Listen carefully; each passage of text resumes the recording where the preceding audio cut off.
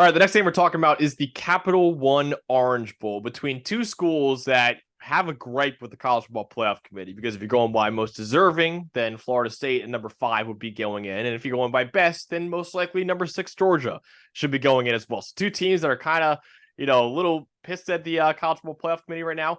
And Dalton, we actually have some interesting recruiting news that happened between these two schools. The number 1 safety in the country, KJ Bolden, number 13 overall recruit, he was committed to Florida State and literally 5 minutes ago flipped from Florida State to Georgia. So some big news there in this game, not only in this game, but for big news for those two programs. Florida State loses their top recruit, and Georgia gains the number 1 safety in the country in their recruiting class, which is already the number 1 recruiting class in the country. So some interesting kind of news between those two schools as well, as Florida State loses their top recruit and Georgia gains one in KJ Bolden. But for this game, obviously on Saturday, December 30th, 4 p.m. Eastern time on ESPN. The opt-outs in this game for Florida State is a lot, man. You got Trey Benson, the running back, star running back declared for the draft. Johnny Wilson, their star receiver, declared for the draft as well. Jaheim Bell, star tight end, declared for the draft. Bless Harris is in the transfer portal. Fabian Lovett is actually also declared for the draft. Jared Verse declared for the draft.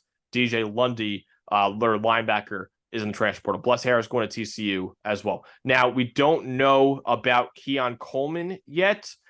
He hasn't announced his intentions yet, but it is a lot of guys that are opting out of this game for Florida State, who was already, obviously Jordan Travis is obviously not playing this game either. So they're on their backup quarterback and Tate Rodemaker.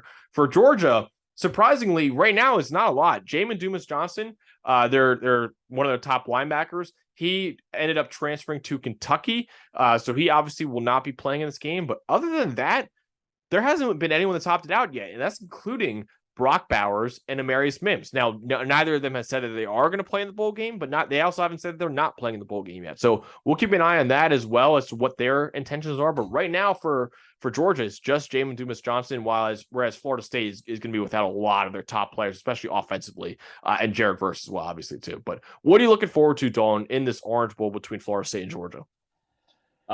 This is tough because you've got one team. I think it sounds like you have one team in Georgia that's pissed off, and you have Carson Beck. The biggest news of the week is Carson Beck coming back for another year. Yep. Instead of going into the NFL draft, and he really, the way he announced it, and the way he really sounds like he's loading up to try to win one as a starter, right? Florida State, from Mike Norvell's comments, I believe it was yesterday or 2 days ago, they just sound dejected, man. It's hard. No Verse, Benson, Bell, Lovett, Wilson, 50-50 on Coleman, 50-50 on Braden Fisk. You lost DJ Lundy, starting linebacker, to the portal. Bless Harris, offensive lineman. Obviously, this team fully loaded we're assuming Tate Rodemaker in there, would have had a tough task beating Georgia. Even with Jordan Travis. I might have called it an even game, maybe. I still might have favored Georgia. This is tough. I think with the amount that Florida State is going to have, especially if Coleman's not playing too now, the amount that they're going to be missing, it feels like it makes this game a little unfair. And everyone, and the worst part about it for me is everyone's going to come out, and they're going to come out of this game most likely and go, oh, well, look, we told you about Florida State, and you look at it, this is basically next year's team. It's not even like it's just in between team that's lost a ton of key pieces. Now, if there's a matchup I was looking for, if as long as Florida State, I've been raving about this secondary in recent weeks, especially their group of corners, Renardo Green, Greedy Vance, Fentrell Cypress, just fantastic players at one of the best groups of corners in the country.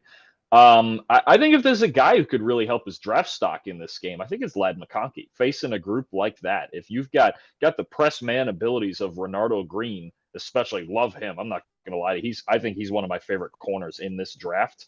I think McConkey is, even if Bowers, let's say if Bowers doesn't play and Beck has to really rely, like they did for a couple of games, on the receiving core. If McConkey can go out there and torch a group of corners like this, I think we start having some real top 50 discussions about him. I believe he's already in there for Trevor Sikkema, but he's a fantastic route runner. He's an excellent. He's got excellent hands, underrated speed to get down the field.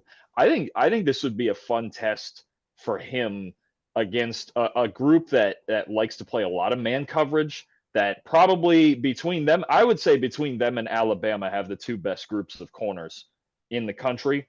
That would be where I'm looking at if we're talking about like raising draft stock and doing all that. But otherwise, it's just Florida State is missing so much, especially offensively, that it's hard for me to imagine that they're going to be the motivation's already an issue, and now it's hard enough to play Georgia fully loaded. Now these are big names. These are some of the biggest names in college football they're missing. So it's just not the same team. No, and dude, they put up 16 points against Louisville with everyone else. I mean, Rodemaker obviously wasn't playing in that game, but everyone else is playing in that game, and they still only put up 16 points. And Georgia's better defense. I mean, Louisville's got a great defense, but Georgia's probably got a better defense than Louisville. So might not be too pretty either for Florida State offensively. My matchup was exactly that. Was Georgia's passing game against Florida State secondary.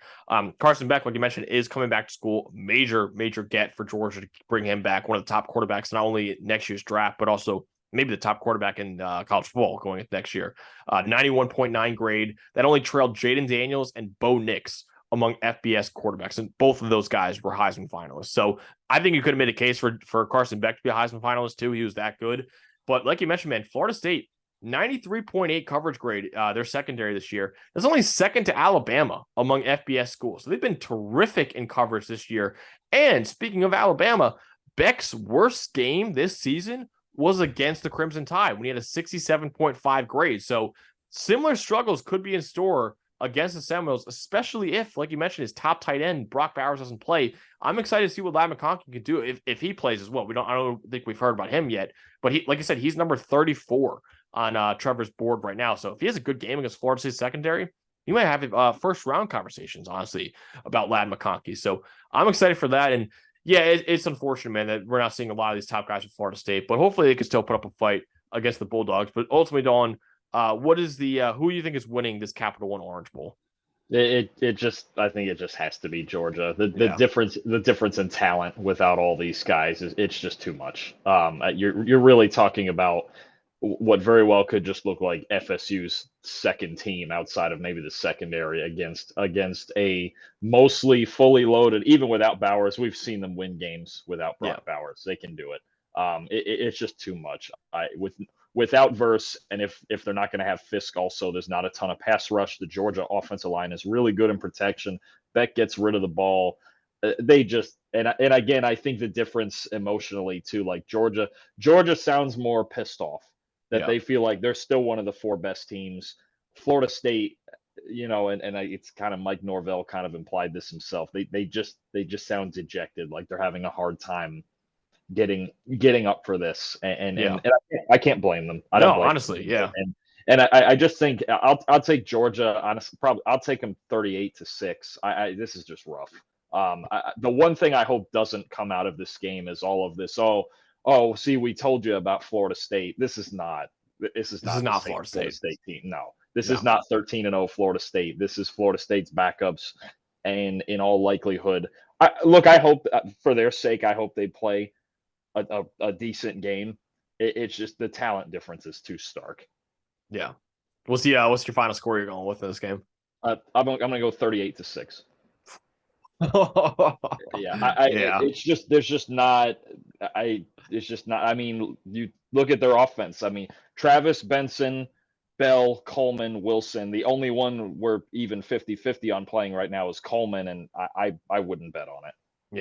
Yeah, I'm taking Georgia as well. Listen, we're objective on the show, obviously, but I think for the good of college football, it would rule if Florida State ended up winning this game. But man, without all those guys, it's tough. And I want to put this out right now. I think with Tate Rodemaker and with obviously this full stable of weapons, everyone else, I think they definitely could have been contenders in the college football playoff, because I think they could have, played with Michigan. Michigan would not be able to throw the ball, I don't think, on them.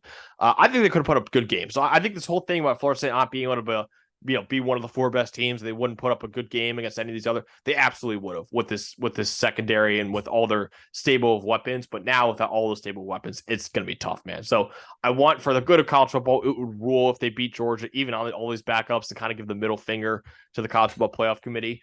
But I don't think they could do it. And I think Georgia, for the fifth straight year, is going to win a New Year's Six bowl. So Georgia, I got 27-17. I'm keeping it a little bit closer. I want to see if Florida State can, maybe make some magic happen. But man, when you lose that many players, it's tough, man. And they're already down Jordan Travis. Now you just take away basically the entire offense and then your best defensive player. That's gonna be tough for Florida State to recover from that. So both taking Georgia in that game.